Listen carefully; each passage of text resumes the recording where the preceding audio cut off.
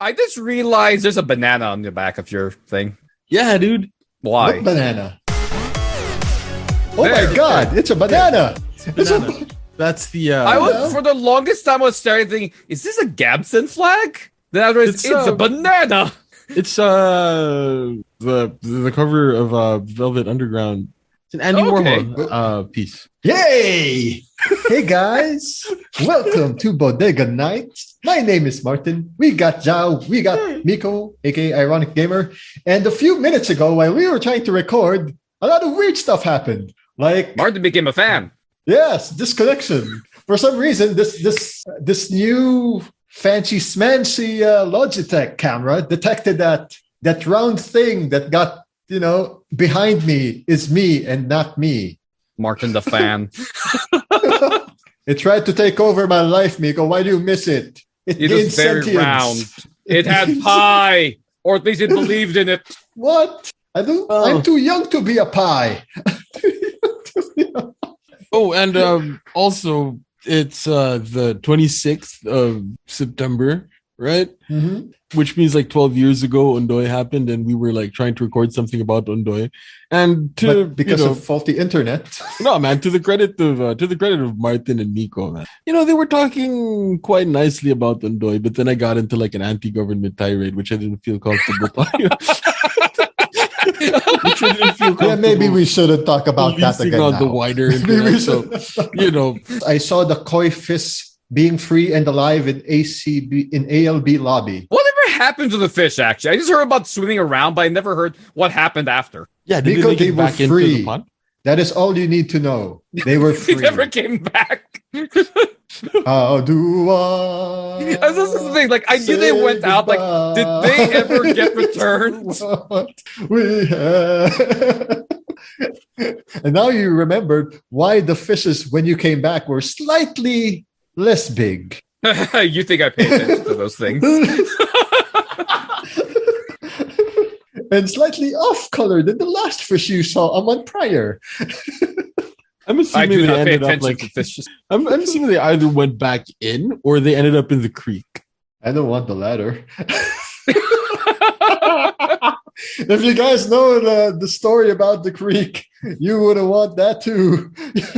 we end up with like mutated koi that become as big as like that dragon thing from Shang-Chi. So 15 years later, in the year 2024, they come back to go home and say, "Oh my God, we can't fit here anymore. My God." All to the panicking students and staff of the school. Like the dragon thing from Shang-Chi. That would be pretty funny. After 15 years, I have come back to Earth. Wait, we have been in Earth. Just in, the creek. God. Were you trying to like channel Rita Repulsa? Yeah. Our viewers who know who Rita Repulsa is. They should know because Power Rangers is now on Netflix and on their official Power Rangers YouTube channel. Yeah, the first 3 seasons of Power Rangers is here in Netflix Brazil. Brazil. Oh, okay. It's on Netflix, really? First 3 seasons. I was like, curious, what is Rangers. what is Brazil like? How big is the Power Ranger fan base in Brazil? Like, yeah, we're giving them the Rangers. Let me check I don't it know, out. but they took out the Power Rangers last year, the other older seasons. But in the official YouTube of Power Rangers, there's Jungle Fury. There's YouTube. Oh, well, yeah.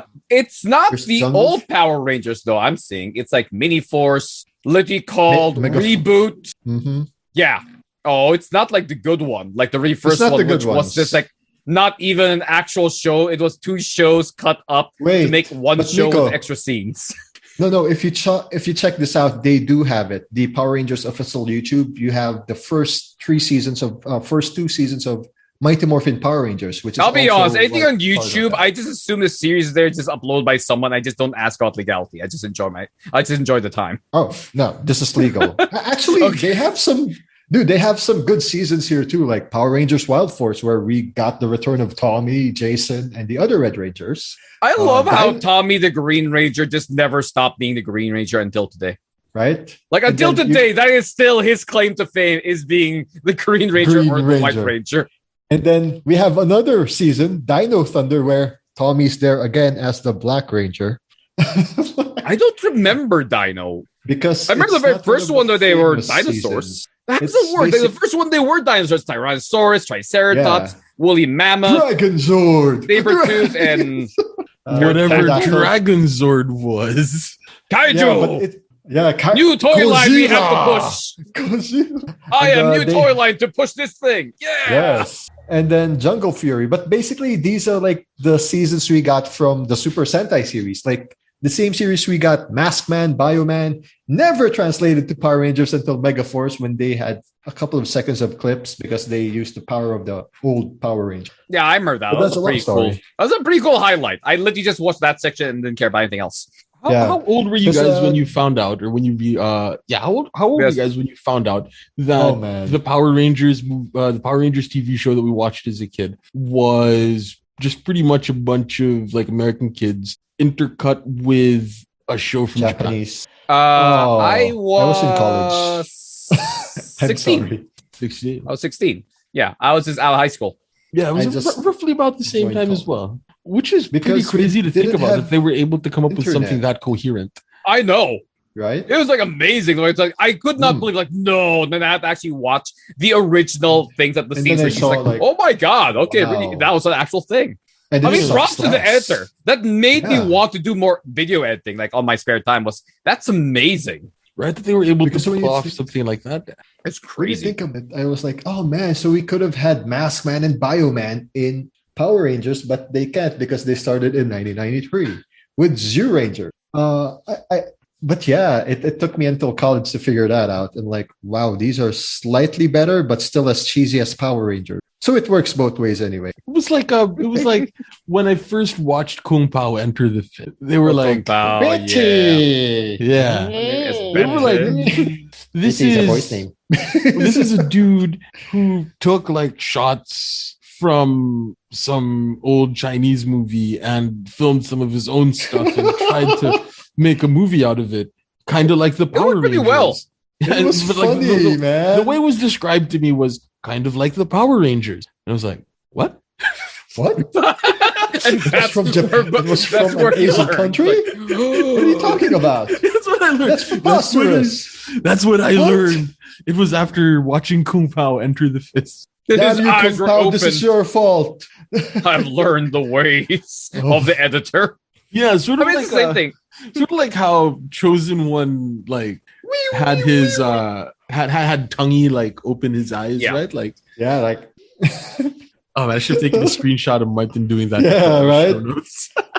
Oh guys, I was like that thing was just really interesting, Kung Pao. And again, that made me love editing. And there was a time, I remember, in YouTube where editors would just literally recut trailers or movies into becoming a different kind of genre by just changing up the scenes and music. And that's where I quickly learned where horror movies are comedies with different sound effects. Yes, actually. Yeah, boy. Back when we were doing theater in college, I had this idea that like if we take some of the tragedies of like Sophocles and whatnot, and we perform them, and we add like a laugh track to it and like overacting, it might actually work, right? Like we were thinking of doing the tragedy of Oedipus, or that was one of my dream projects, to do the tragedy of Oedipus the King as like a sitcom with the laugh track and complete with cool audience participate. Oh my god, that's gonna be awesome. That would have been like that was one of my dream. That would be such an interesting way to reinvent a play.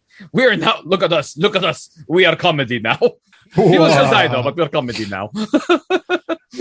I don't know. Okay, but that's the thing. But like I remember, like a popular one was an editor got Home Alone 2 and changed up everything and became a horror film. It became a Saw X film. I remember because like just changing out certain tones, filters. Yeah, the same way they got, I think, not Saw, but something else. What's that killer movie with the guy with the Scream? Friday the 13th. Oh, Scream. No, Scream. That one. They were able to make that into a comedy. But they changing out things. Didn't they rip it off to Scary Movie? The franchise? No, this was before Scary Movie. Like they re-edited Scream to become a comedy by changing up the effects. Yeah. Oh my god. Again, just showing off how things can change so drastically by changing things here and there. The same way, like they get like that scene with Darth Vader coming out of like the transport, and they made it like love, like romance music, and suddenly, like the officers like sweating and getting like nervous. Seemed more like they were really anticipating a sexy man, not scared of this imposing figure. Yeah. I actually did something like that with my like media and information literacy class. I showed them like a scene from a zombie flick, but then played like comedic music behind it. And like you should have seen the faces of those children. They didn't know what. I think the closest I saw to that confusion as a kid was Face Off, when the kid was listening to that music, like a Why Do Birds Suddenly Appear, as like a SWAT team is just emptying into like a criminal hideout. Like the most overpowered, like craziest police scene I've ever seen in a movie was an entire SWAT team. They're all just we'll find out who lives. And like the kids is there like, why do birds suddenly see all the slow-mo? It's like, this feels so weird. I don't know what to feel. Wait, but we see that in other modern movies as well, like the failed Spider-Man, Amazing Spider-Man. It was him and Doctor the Lizard, and there was this like, I don't know if it was Stan Lee or one custodian with a just jamming to some tunes, and then in the background they were kicking ass in the library. To it. So that's like a single character hearing that. This one really was the entire backdrop. So that kid listening to that music, this completely replaced the soundtrack of what was going on. So that was a whole different effect. Like, I don't know what to feel here. Like, it's like a lovely, like, happy song, but you just see like people getting shot, things exploding. Like, I don't know. Emotion, child emotion, no understanding. I'm scared. Help. I need an adult. They are adults. And adults, look at, we don't know what's going on either. And that was the first film I ever got that twist of really insane violent scene, but then like really happy music playing. Oh my god. Yeah. It reminds me of playing Persona 4 Golden. It has a very cheery song, like it's like a kids show, and then in between you see people hanging on the rooftops or like on poles dead. And it's still a very happy, cheery intro song. I don't know if I can link it to you guys just for you to understand, but this is how it goes. I think that's the closest I think I saw to something like that. But in fairness, when it was being played, I did not think of it as a cheery song, which was Full Metal Jacket when they sang Mickey Mouse in the end. Like it was like it was supposed to be a juxtaposition of like a happy Mickey Mouse song and the violence of Vietnam, but it just did not hit the same way like that scene in Face Off did. Because the song of Mickey Mouse just felt creepy in that time. It felt creepy. This one was like, it's a strip happy, like yay. So it sounds cheery, but in the middle, I gave you the link where it's in the middle already. So the cheery part is already still there, but you check the background, you check where it's at. Oof. Okay, yeah. Things like this I can't show on stream. One dead body, another dead body. Like, yay! Why are there so many dead people? Just keep saying happy. It's Bollywood things. Bollywood's like random, like horrible thing, random dancing in the middle. Yay! I like how the one I linked you with is like, oh my god, murder in the middle, and then quick, go back to cheery stuff. Them rolling on their motorbikes or them, skiing. Yay! Happy. You didn't remember that dead bunch of people in the middle of our video. Yeah. Yep. It's fairly common these days though, right? Like this juxtaposition of like hyper violence and something else. Like it seems to be something that we find very commonly in our media now. I don't know. Okay, it's I will correct myself for the record here. The Face Off song is in that scene is Over the Rainbow. Ooh. Still, it's a very happy song. Yeah, it's Over the Rainbow. Oh that's so interesting. Yeah. So while he's saying somewhere over the rainbow. Yeah, the scenes are like it starts to fight there. The kid was there, like somewhere over the rainbow. It's actually a really awesome like scene. This is probably the most unrealistic police scene in movies, and there's some pretty bad ones. Just because of that, like there are hostages here, SWAT team's there, Dump the magazine, boys! They're all dying, and you're hearing the music. Yeah, What the music heck? starts when they put the headsets on the kid. And yeah, it's like, this is such a weird thing. And as a kid, it's like, I don't know how I'm supposed to feel about this scene. Because, back then, God. like R8, like PG-13, all those things, no one really cared. I remember when those things got so weird as we grew up. Like, PG-13 now is not at all PG-13 back when we were kids. The same way PG-13 back when we were kids, I feel like it's GP now. Yep. Oh my god. Oh my god. The same way, like, I'm surprised how, like, things that were rated 18 now, like, it's not PG-13. Like, you see some PG-13s going on, like, already, like, oh, you have not seen hell yet, sir. What am I looking at? It's the same way I love watching because I watched Saved by the Bell because pandemic has to get so much time. I rewatched Saved by the Bell like I think one of the seasons, and I still can't forget seeing that scene where you have the super sexy girls there wearing very very clothes. Like wow, in our modern day thing, that would just be the most average looking thing ever. It's like wearing the longer hot pants and the top. Like oh wow, look. She has slightly sleeveless attire and she's showing her knees. Oh my. I think I saw a hint of belly. And that then was like the super sexy girls. But paradoxically, though, cartoons of yesteryear were so much more violent. Well, because they were meant for adults. They weren't meant for Yeah. kids. The time they made kids stuff was like in the 90s. 90s. Right then, the Dude. assumption was it was adults was the target audience. Look at Flintstones and Jetsons. They were like talking social topic. Yeah, but things such as Tom and Jerry. Yeah. And that was The later ones were. The first ones were really meant for like older Yeah. audiences. The newer ones, were targeted Because more if- towards kids. Still a little if bit you- violent, but still Yeah. older ones were If- really meant for a older group. I mean, Miko, Like the if ones you where he was guys smoking and stuff. compare Tom and Jerry to Tom and Jerry kids, the latter does not have any form of violence. Yes, No, not just that. There's no Droopy smoking. and There's Dripple. no fire. There's no firearms. There's no like Yeah. illicit use of substances or alcohol. and The there's older no- ones had those things. Yeah. It No had outright cigarettes. It had like racism. alcohol. It had lots of things. Well, that's a lot of things at that time. Yeah, come But on. yeah, the older things had that. And the newer ones, he's basically, let's remove this. Like, remember an anime, like Dragon Ball. The beer became, I think, orange juice or something. Now it's orange juice. Now it's beer. Yay, beer. The same way all poker games in most anime became Go Fish. In English, does. This is by, like, I think 4Kids. Every poker game became Go Fish. And I was so confused, like, why is Go Fish so popular in Japan? Or Apparently why it's is not. It was just poker. And they had to make it Go Fish so it's kid-friendly. Is it like ET, replacing guns with walkie-talkies? Oh, God, Yeah, that one. I found that one so dumb. I don't understand that because I never watched ET. What's the I watched the context original of ET. changing? The original ET was kind of scary because they were chasing them down and like they were clearing checkpoints. And yeah, guess what? In checkpoints, cops generally have guns because we don't know who's coming to the checkpoint.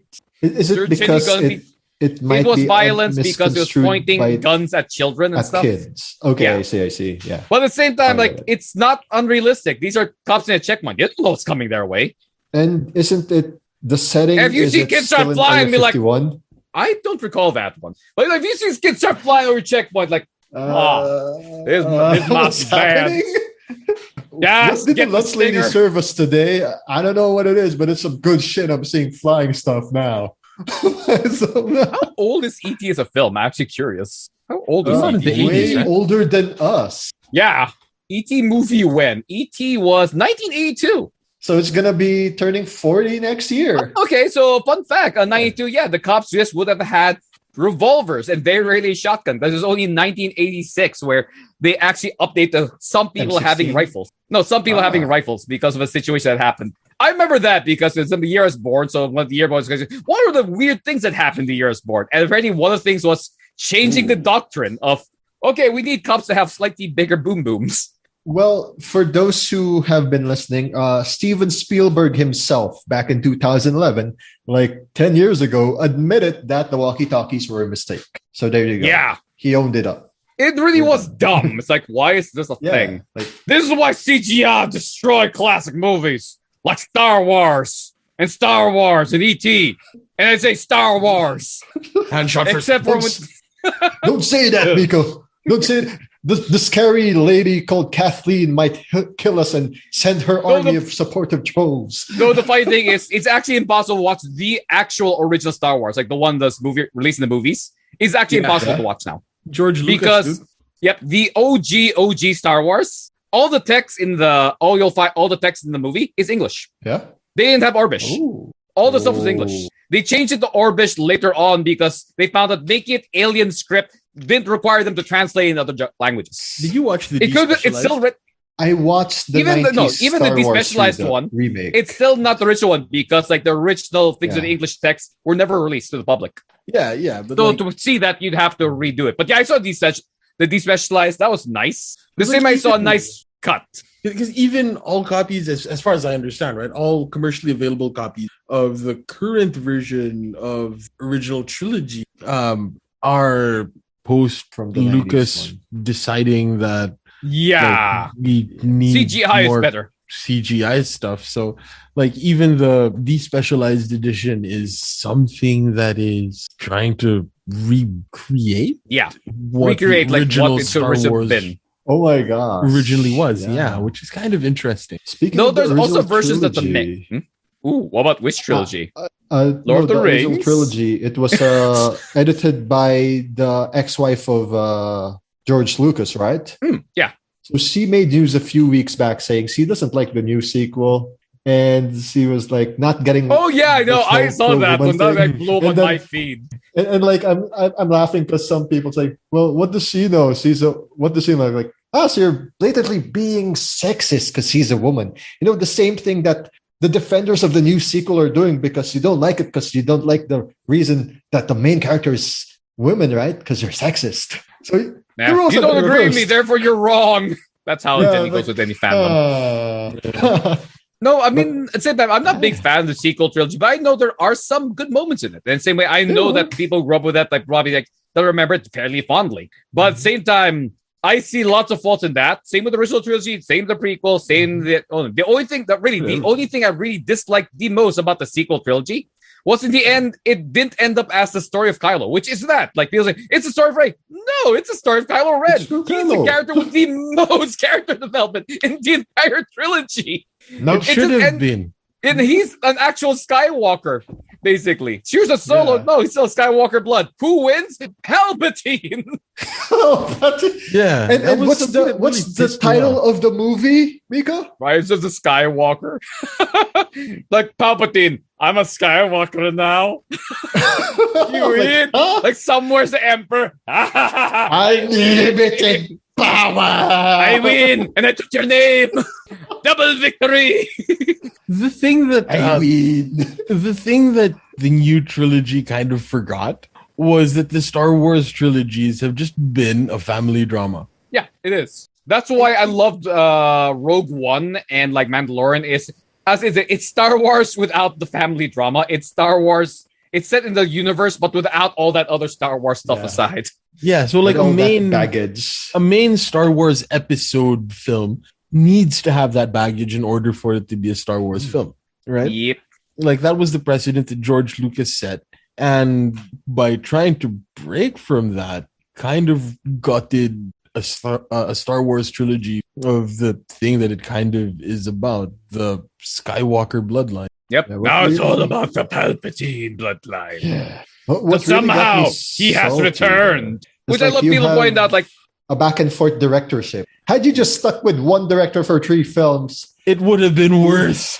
Yeah. Really? Yeah, I would say it would have been worse. If you gave it all to J.J. Abrams, dude, oh my God, it would have been worse. So some people are defending The Last Jedi, saying, had they stuck Rian Johnson with The Rise of Skywalker? Like, I mean, I enjoyed Rian Johnson's fresh take to things. It's like, I'll throw things to the wind. Problem was, it was very disjointed in the entirety of the film. I was like hoping for like it to somehow tie up all together really nicely. It didn't. Nope. It's trying to take out. It's like Transformers the movie. You want to kill off Optimus Prime. You want to kill off Megatron. Hey, Ironhide, you're gonna die at the start. Basically, the sister of that lady.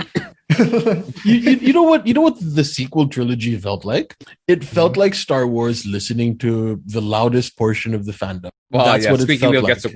Ah, yes. Right? Not just that. The loudest one on Because the Twitter. Force Awakens, one of the biggest criticisms of the Force Awakens was fucking. This is a rehash of A New Hope.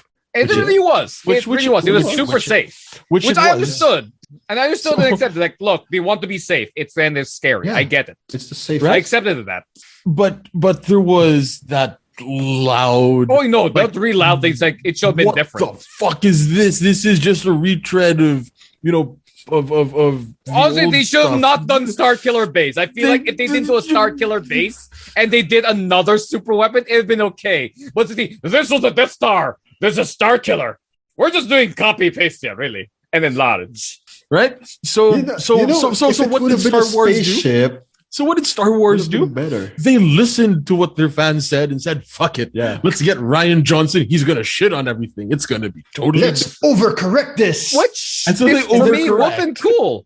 But problem was his movie in the end stayed disjointed. It made no sense. Like literally the entire side story with Finn and Rose had no consequence to the story whatsoever. Oh, that was so bad. That was probably a script. I blame the script writers. But then after the Last Jedi, like another part of the fandom got really loud. And so what did Lucasfilm do? They listened to them. And Bring they back brought JJ. back the greatest Come on. hits. And it just led to like a really shit trilogy. They should have I had just the like balls how to the last stick film to one had or the other. 7. I like how the last movie had 7 cuts to it Yeah. that they went through, and they showed off the things on the original concept in the cutting room floor, which was so different and really interesting because it basically showed a bad guy, like the First Order was in full control of everything. Like they failed, and now they're just slowly trying to fight their way back. It was like Empire Strikes Back level of wow, we're losing. But in the end, they were able to pull off a victory. Like, oh, that's been really cool. Because that's also one thing that they really lacked in the entire trilogy was the fact that the reason why people felt like Rey was very Mary Sue-ish, or at least I found like a little funny, was in terms of character development, was Kylo never won. Yeah. Kylo literally never beat her in a fight. She never lost a fight. So I'm like, I literally see you as what is the risk I'm feeling about you? You're probably not going to die. I'm like more excited for Kylo to maybe win something more than you losing. It's like, Kylo, win something. That's not fighting a elderly unarmed man in a village. Or an elderly unarmed man on a bridge. That's your dad. Or other elderly unarmed people randomly anywhere else. But thinking about the sequel trilogy, it really should have been Kylo Ren's trilogy. It is. I thought that was the case because he has really great character development. And I thought that was the bait and switch. Like we thought about this and then the real character was just like, hey, that's cool. And I took it as that. So I came into the third movie as I want to see Kylo's redemption arc, which was kind of there, but was kind of lackluster, really. Yeah. It felt like in the West were like they just random kissing. Like I'm confused. I am very confused. And the best part was when they took it back in a book and said the kiss was totally platonic. And it was just a spur of the moment type thing. And it was like, I give up. Why? I am confused. I can't remember which YouTuber it was, but there was a YouTuber that was talking about the story of the sequel trilogy from the point of view of Kylo Ren. Oh, that'd be cool. Yeah, so like all of the same stuff was there, right? All of the same events and all of the same whatever happened in the movie was there, but instead of anchoring his narrative or his retelling on the character of Rey, which is pretty much who we follow throughout the entire sequel trilogy, his narrative was talking about the journey of Kylo Ren. And I was like, that would have been an amazing trilogy. It would have been awesome. And I really thought they were going that way. Look at it. Because he had the most character development. So I figured, it's actually a story about him. That's so cool. Especially in TLJ, where we got so much more information about him. Yeah. I really thought that was the bait and switch coming. And like, it's going to be awesome. That's why I was so high on the hype for the third one until I started seeing the leaks and started like, I'm okay. I'm getting a little worried. I'm really hoping it's not that. They should have run with it. They should have run with it.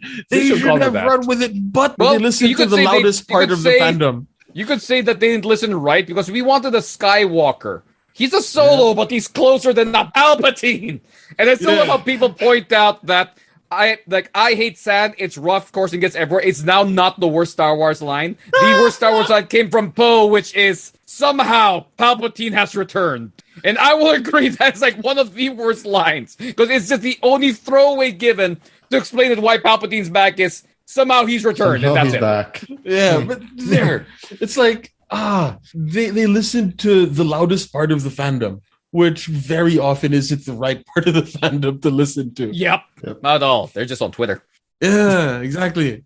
Oh god, listening to the Twitter fans is probably the worst set of fans. Sorry, Twitter fans. You guys are weird. You're like, do you know there's other fandoms? Check out the Reddits and other places where they have. Actually, I really like the Reddits. I really like the Reddits. Like they're interesting groups, especially because they promote each other and says like, this is a great idea. We all agree. Yeah. And then there are people who give like opposition ideas, which is great. Yeah, and if you don't like it, just go to a different subreddit. Yeah.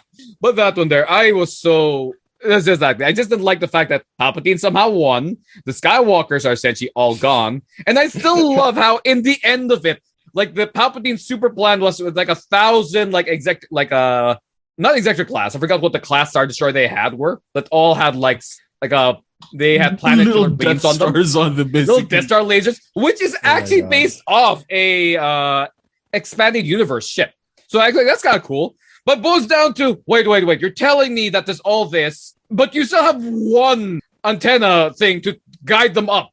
Like, it's on the ground. Oh, we have a backup. Oh, cool. It's on this one ship. Like, my mind, like, who's in charge of logistics? Who's in charge of resources? Could we scrap 2 ships and place like 10 more of these radar arrays? Get the back, please. Can we like spend a bit of cash here? Or my favorite scene with the freaking horses. The horses there, sir. We can't stop them. Okay, tilt.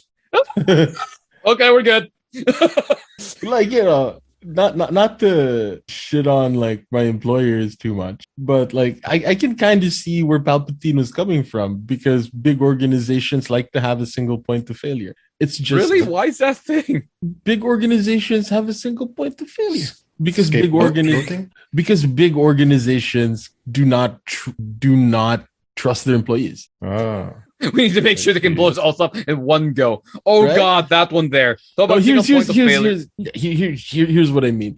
Some of our teachers were giving our students an online sort of exam, right? We have this proctoring thing where we have the kids turn on their cameras and screen share and all of that. Like it's tremendously easy to cheat, but you know, it's that whole honor system. It's that whole like we pretend that we're watching them sort of, or if they feel like we're watching them, they'll probably be a little bit more honest. The school thought it would be a good idea if we all went on site to do our proctoring from school. Okay, so if your ISP all dies in one go, you're all gone. They like having single points of failure because they don't trust us. We're going down. We're all coming down at the same time. Let's go. And their backup was like one dude somewhere else. And we're like, all right, shit, you have an offsite backup. But if PLDT fucks up, like in this moment, congratulations. Like all of your proctors are dead. Let the cheating commence. And also, this one more thing it's not the cheating per se. It's just that large organizations have this habit of setting up single points of failure because redundancy is expensive. Okay, that's true. Yeah, I'll accept that. Right? Redundancy is expensive and redundancy can be complicated. Okay. I can somewhat understand that point of view. You have 2 parallel train lines. There's a little bit more complexity there. One train goes down, we have a nice backup, but when both trains are running, there's a little bit more complexity. It's dumb that big organizations tend towards single points of failure. Like, you know, everybody has to be in one building. Right?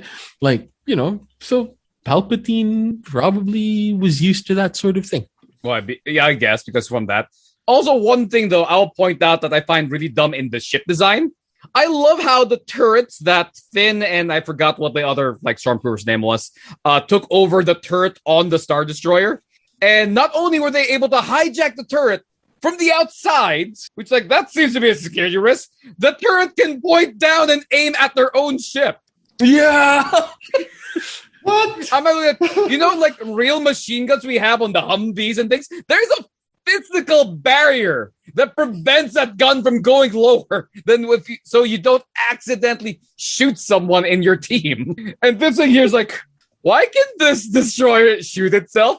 Who designed this? What's that there? Why can it turn through the freaking crow's nest? Who allowed this? You know what they need to do now?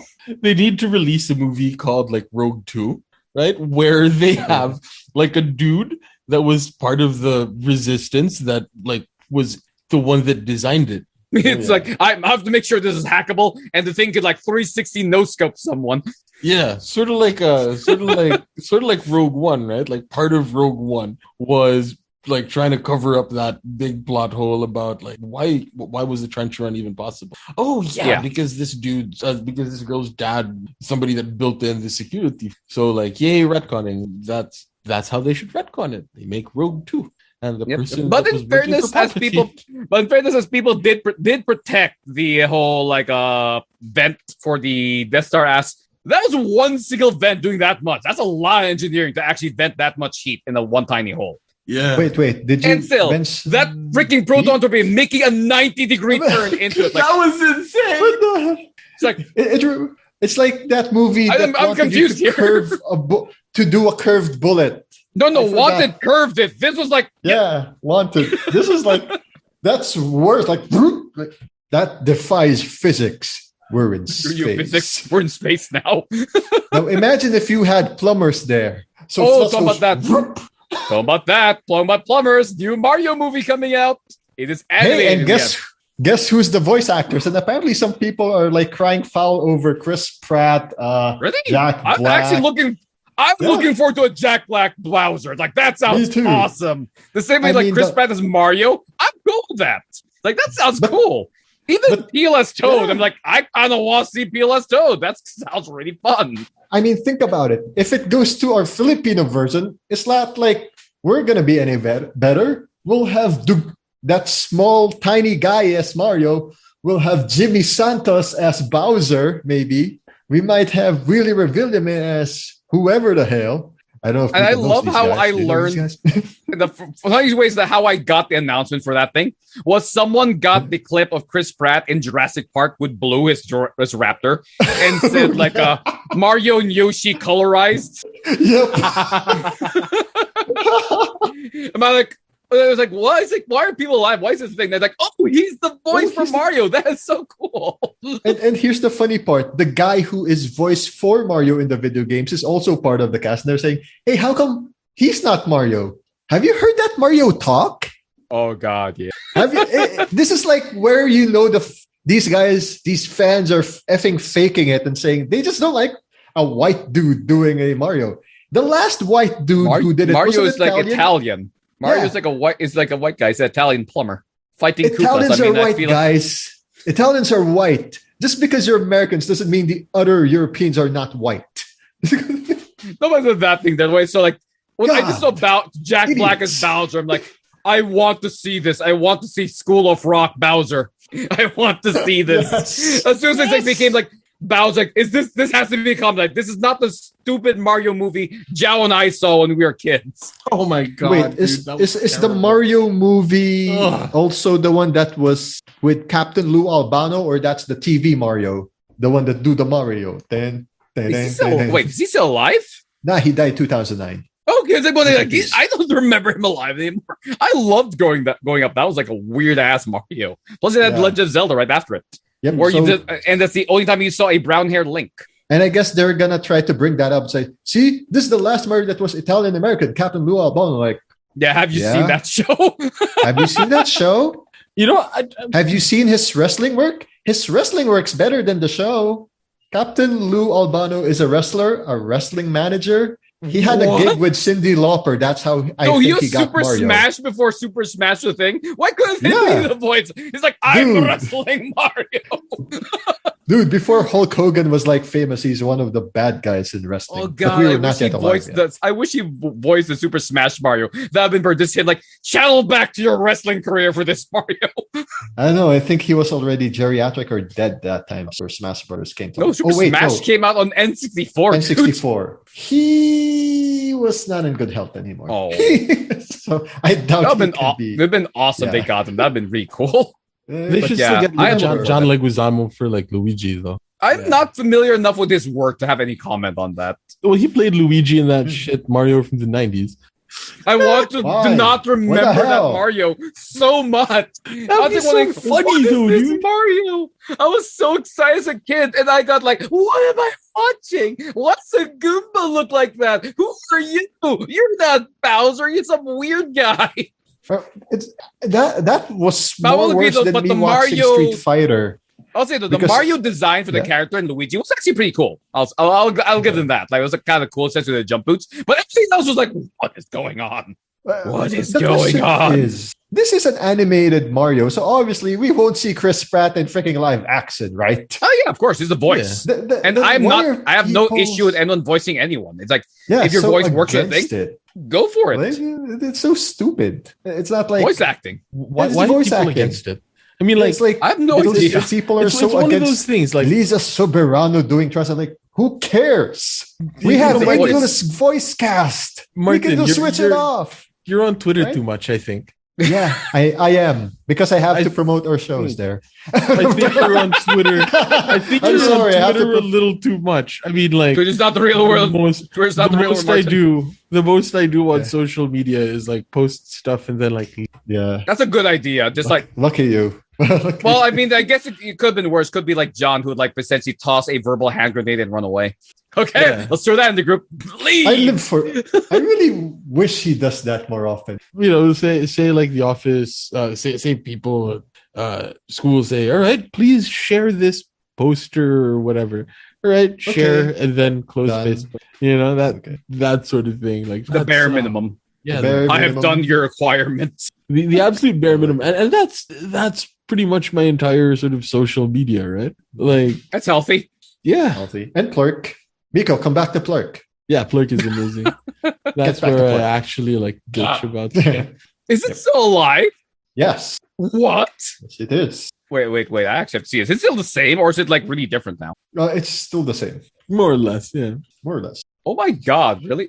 Okay. Huh. I wonder if I can still remember my old Plurk password. you know the funny thing about Plurk? You know, remember Plurk has achievements, right? Yeah. Yes. Once It I has that 100%ed the Plurk achievements, I just literally dropped it the same day. Like, I've looked last achievement. Screw you guys. I'm off this platform. You got him going home. It's literally like the first thing I ever saw, first like social media I saw with achievements. I'm like, I need to complete. I am a completionist. I need to complete all the achievements, and I did. And immediately, like, I am done. Goodbye. Oh my. Actually, hit the point. I don't even know why people are following me on my Plurk. Like, what? Who are like? Who the hell are you people? Why are you following me? Yeah. I was so confused. Like, who are you people? Why are you following me? Leave me alone. It was really strange and really, really. Yes. But gosh, but yeah, the old talking about old communities. I'm surprised how active Left 4 Dead 2 community still is. That game is online? super old. And apparently, it's still super alive. As in the modding community is still massive. The player community is still massive. Like, really? Okay, I'm just kind of shocked. I thought it was alive again because of the new game coming out, which is a spiritual Mobile game, sequel right? to Left 4 Dead. Something for like, there's something for something. I forgot what it was. Like Out for Blood or something. Wherever this, it's pretty much just Left 4 Dead, but not. But yeah, I'm surprised how big the mod community is for that thing. Like I'm like amazed. Like I love how you can make like the mongoose, the Among Us characters, all the zombies. So you're just being attacked by like all these mongoose. Like it's amazing. We should play Left 4 Dead. Looking Left 4 forward Dead. to Jack Black though, so hell yeah, I'm watching that. I still haven't watched like Sonic. Chris Pratt and Jack Black. Like I'm in this. I'm up for this. Let's find out how it goes. I want like to see. I me don't if you- even know who Peach is. I didn't If you care. It's see like, Adam Sandler there, I'd still go for that. Like, oh, Adam Sandler, so there's going to be a Rob Snyder. You can do it, Koba. You can do it. I or- would love Mario Rob and Snyder Luigi. as a Toad. Or as Luigi and Mario is Adam Sandler. So he said, you can do it, Mario. Oh, I mean, Mamma Mia, you can do it. Like, what the hell? What was that? Or actually, I would love Jack Black as Mario. If they had a Wario, That would I would work love too. Jack Black as That would Mario. work too. That would be amazing. But you know But I don't- what would be more amazing, guys? A goat head. I'm Martin is assuming. committing to the bit. Oh God! Okay. Oh, God.